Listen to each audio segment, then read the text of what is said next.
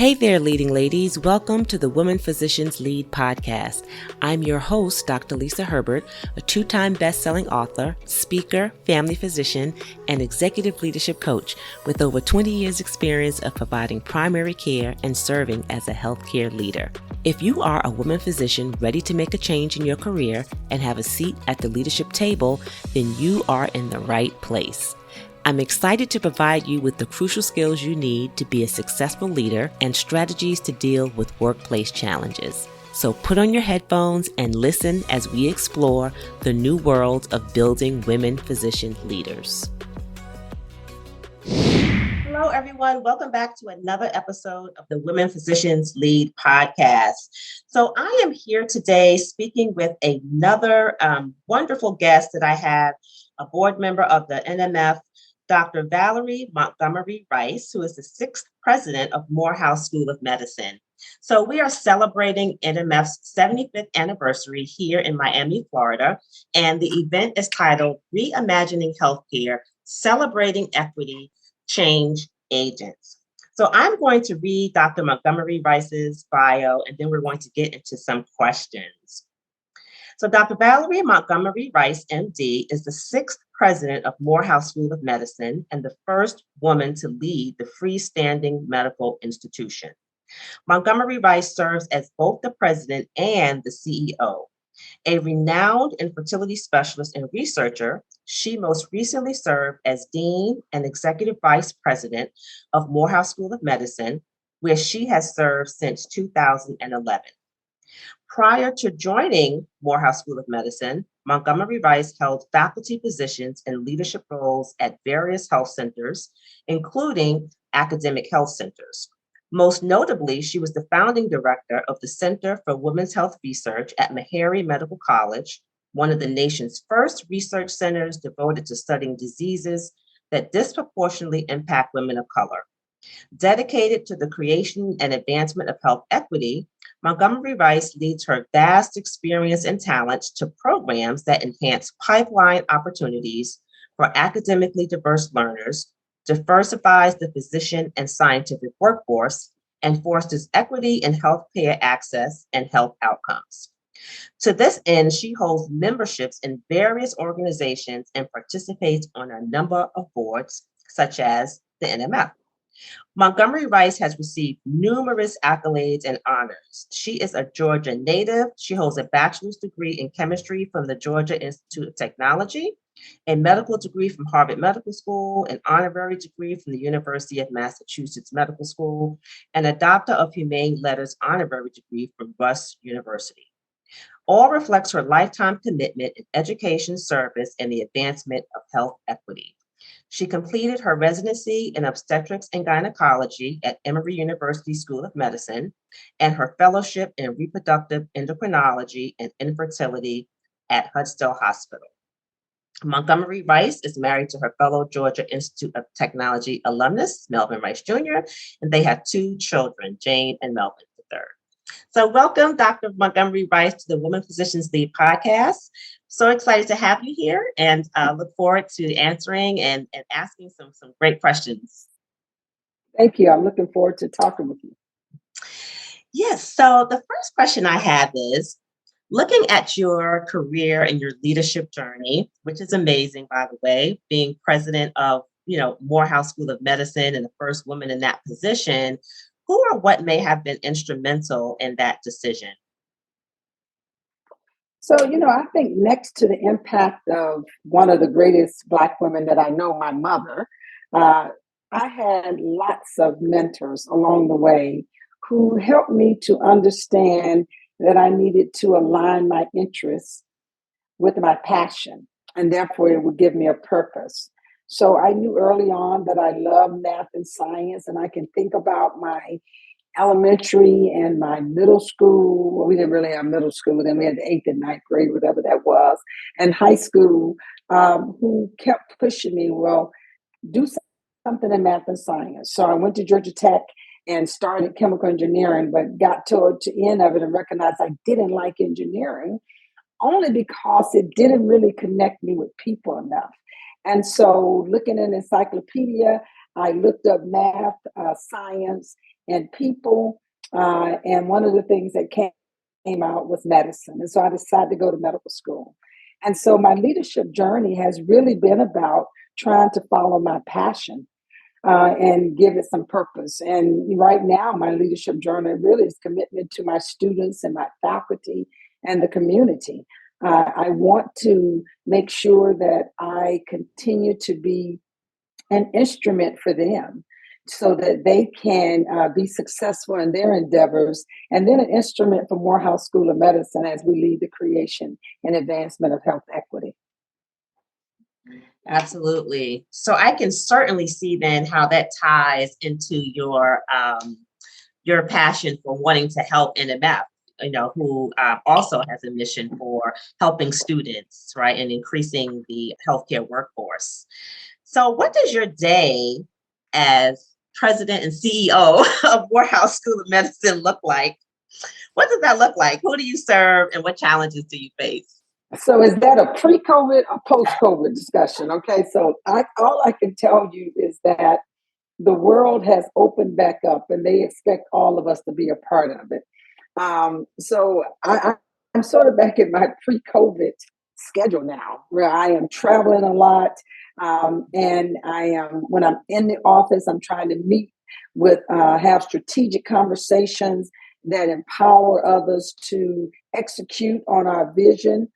And when I think about what I'm doing overall, though, I'm trying to design a blueprint for others to follow who are committed to serving the others underserved. The opportunity to come back to Morehouse School of Medicine as the Dean and Executive Vice President, that really brought me back to Georgia. I'm from Georgia. I'm from Macon, Georgia. I went to elementary school in Georgia. I went to public school system. I graduated from Southwest High School. Then I went to Georgia Tech. And I happened to be a resident at Emory in OBGYN when Morehouse School of Medicine was separating from Emory, and their third-year students were having their independent clerkship. So that's why I say I sort of came back to it, because we were very, I think, committed to those those medical students' success. And so when I think about what I do every day, it is really about empowering others. And it may be meetings in the morning. It may be popping into a classroom. It may be having a donor meeting. It may be going down to have a meeting with the governor or a state legislature to talk about, one of the legislators to talk about, hey, we are committed to recruiting students from your county because we know that's the highest chance of someone coming back and practicing in an underserved community. So how do we partner to do that? So it is always full of something unexpected also. It is always filled with something that also brings you some joy in the day. So I get up every day excited to go to work and have been very fortunate to land in a place and space where I really love what I do every day. That's wonderful. And definitely I can see how you're really passionate about, again, helping students and empowering others. But I also know, and I can tell that as a student, as a student of color, going to a school like Morehouse School of Medicine and seeing you at the helm has to be very inspiring and also empowering, as we look to want to increase the number of, diverse healthcare professionals that we recruit. So tell us about your role with NMF and what inspired you to get involved with that organization. So as we were talking before we started the podcast, I am a recipient of an NMF resources when I was a third-year medical student at Harvard Medical School.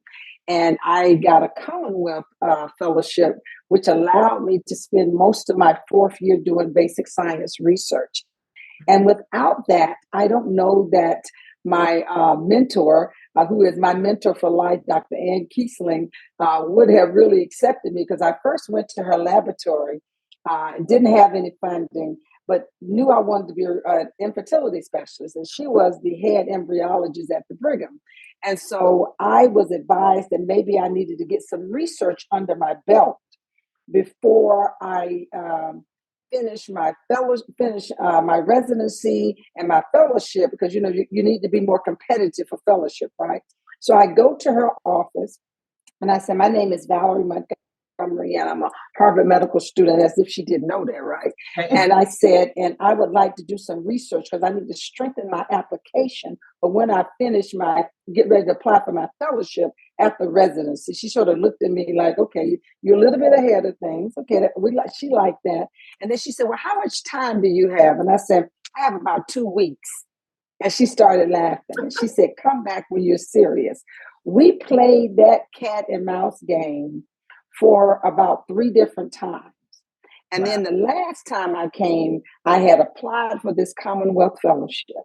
And I said, not only do I have time, I have $5,000. And I ended up not doing any electives or anything in my 4th year and spending 8 months in her laboratory.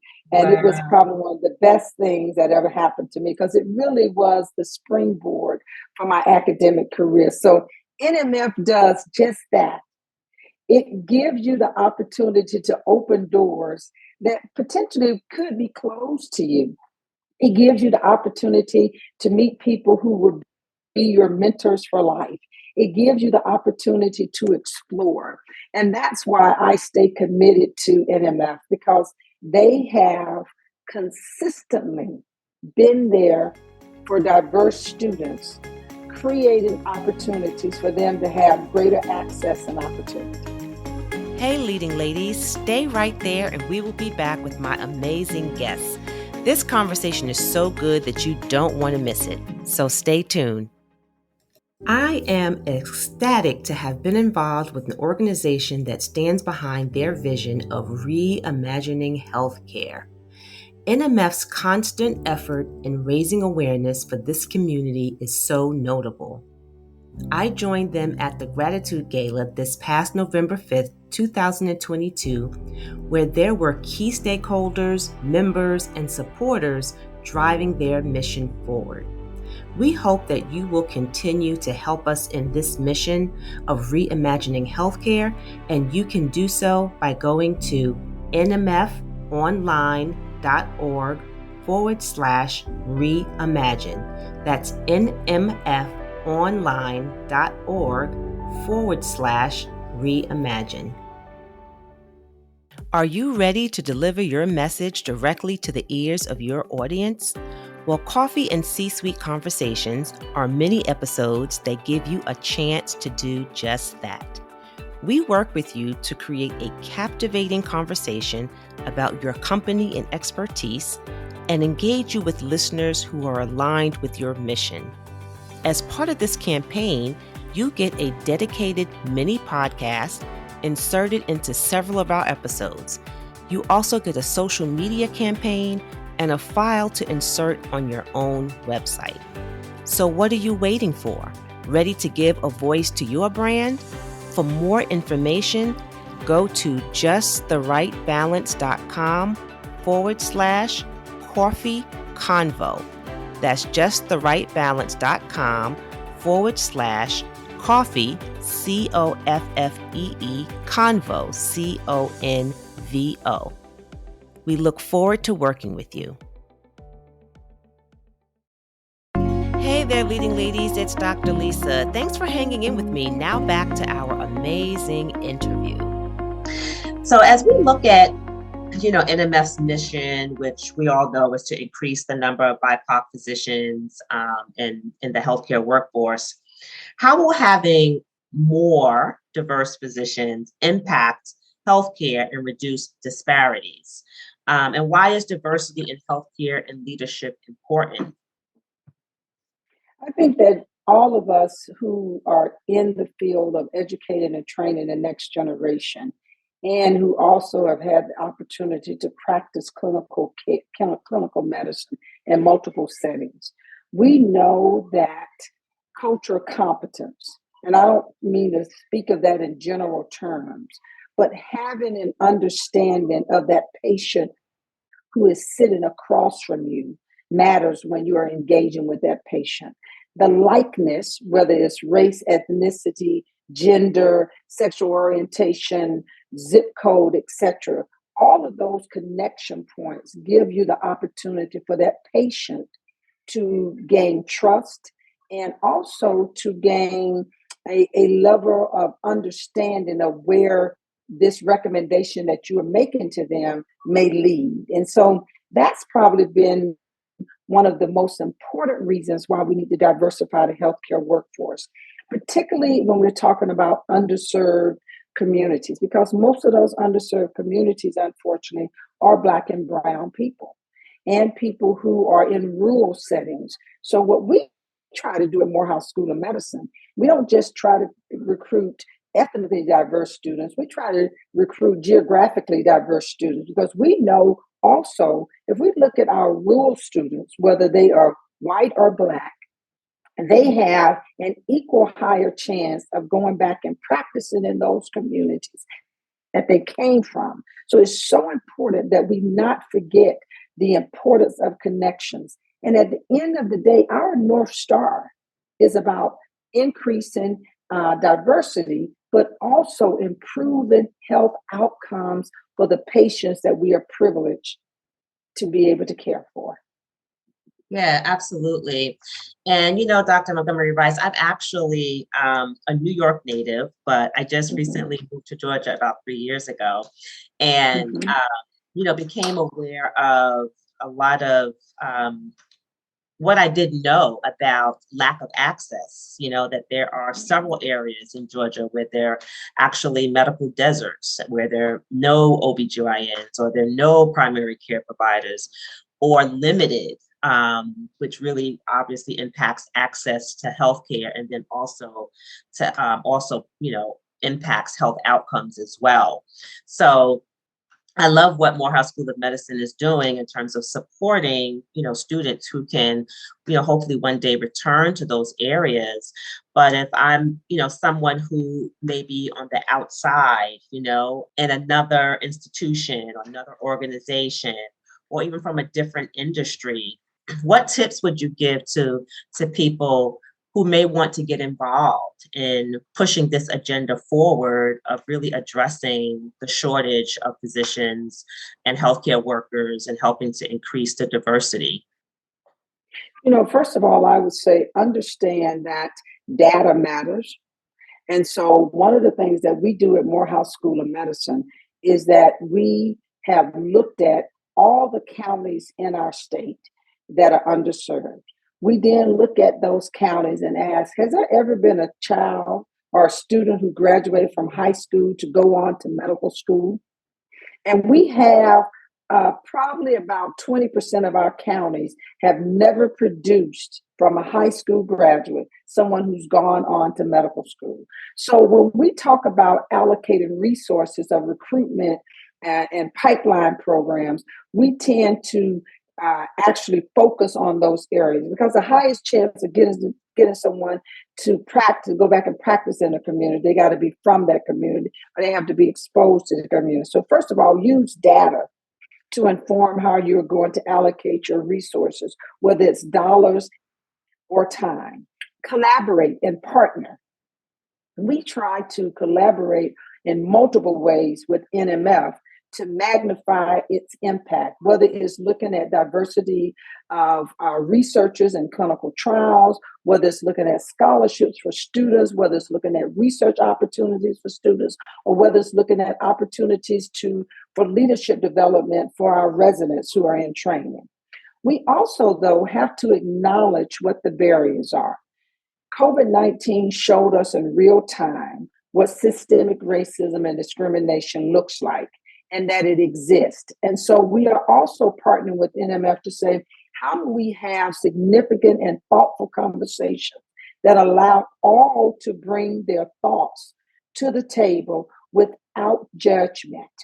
Mm-hmm. And then what do we need to do to make sure we have wraparound services for all of our students, but particularly for our minority students when they're in these environments that sometimes can be toxic?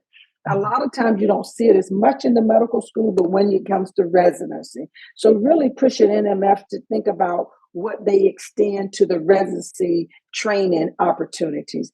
And then finally, what I would say is that, I keep a quote close to my heart. And my quote today is, the best way to find yourself is to lose yourself in the service of others. The best way to find yourself is to lose yourself in the service of others. And that's what we try to do, is to be servant leaders. Yes. Thinking about asking the question, how can we help? And then we listen to learn. Listening first to learn. Yes. Oh gosh, I love that, Dr. Montgomery Rice. I love all of it. But the first thing that you said, all of it resonated with me. But the first thing that you said about looking at the data and looking in those counties to see if they've ever had students that produced physicians. I mean, that's right. That's we think it's just simple, and then reach back in those areas, because if we continue to increase the pipeline of diverse healthcare providers or diverse healthcare, students that are coming through, we are going to continue having this physician shortage and continuing to have these desert areas where there are no providers. So that really resonated with me, reaching back and then collaborating. And most of the time, Lisa, excuse me for interrupting, but Lisa, most of the time it's about exposure. Yes. It is about, I remember when I was in high school in Macon, Georgia. I graduated from the largest high school in the nation in 1979. My graduating class was 1,049. And I remember when I was in the 10th grade, and this group came through called Up With People. I don't know if you've ever heard of this, but it was a musical group, but they talked about going to college. Now, I knew I was going to probably go to college, but they talked about all the things that could happen when you go to college. And they gave me a perspective that I had never really thought about how I would be able to be so well-rounded. And so exposure makes a difference. And so a lot of times why students are not thinking that they can be a doctor, because they've only seen one on television, or they've only seen one in a clinical setting where they were receiving some type of emergent care, but not some type of preventive continuity wellness care. And so we can change that, and we can show students that STEM, or whether you want to add the A to it, or STEAM, all can lead you to a path of service. And one of the best ways to be a servant is to be a healthcare provider. Absolutely. I agree wholeheartedly. Absolutely. So Dr. Montgomery Rice, this has been an amazing interview. And I'd like to, if you can just leave our listeners with, you left us with a lot, but if you could just leave us with, 3 inspiring, words around the importance of the work that NMF is doing, as well as what Morehouse School of Medicine is doing in terms of impacting healthcare and reducing healthcare disparities. What are 3 things, in addition to what you shared to us, do you think would be important for people to start thinking about in the future? For me, I've been thinking about what I call the 3 C's. The first is commitment, being committed to the mission and vision. The one thing that we know at Morehouse School of Medicine is that everybody can cite our vision, leading the creation and advancement of health equity. But what gets people up every morning is our mission, diversifying our healthcare workforce, trying to eliminate health disparities, increasing access. And then you have to have compassion. You have to be able to look at that person across from you, whether they are a patient, whether they're a community member, whether they're somebody who's coming in for some other reason, and ask a simple question based on who's sitting in front of me, what's possible. If you do that with every interaction that you have with someone, I guarantee you it forces you to put them first and you second. And you start to probe a little bit more, because you really are trying to figure out what's possible for that individual. And then thirdly, you just have to care. And if you begin and end thinking about care as a servant, care in service, and care because you have compassion and commitment. You would be amazed at how well received and the benefits that you will receive as a servant leader. Absolutely. So I'm going to just repeat those 3 C's because I think they're powerful. The first one is commitment, and that's just a commitment to the mission. The second is compassion, which sometimes I think is forgotten.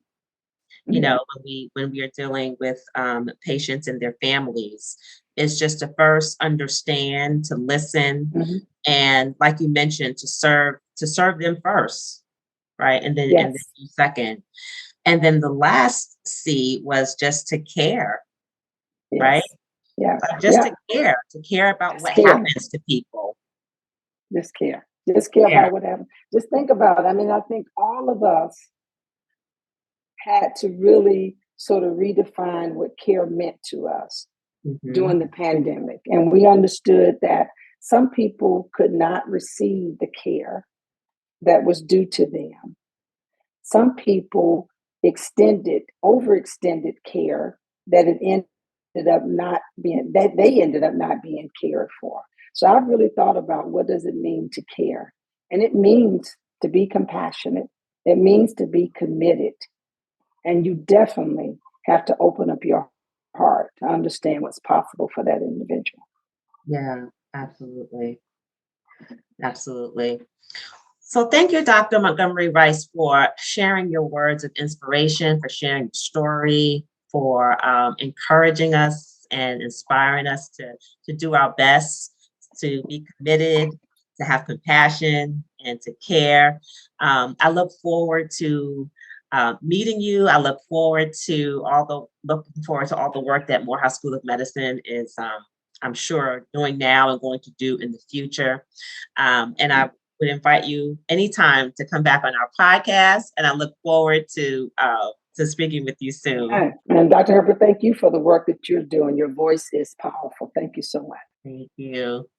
It's time for physicians to rise up, step out, stand out, and take back our place in healthcare to be the respected voice and leader in our communities. My mission is to help physicians transition into leadership roles by equipping them with the personal and professional development skills that they need to be successful, and also to help them care for themselves physically, mentally, and spiritually. If you have experience practicing in your given specialty, if you have a gift for innovation and building teams, if you have the ability to bring about change in others, if you have solved problems in your practice setting or community, then there are organizations that need you to claim your rightful seat at the table and lead. If you are ready to be a leader in healthcare and change the status quo, then I invite you to book a complimentary strategy discovery session with me at schedulewithdrlisa.com. That's schedulewithdrlisa.com.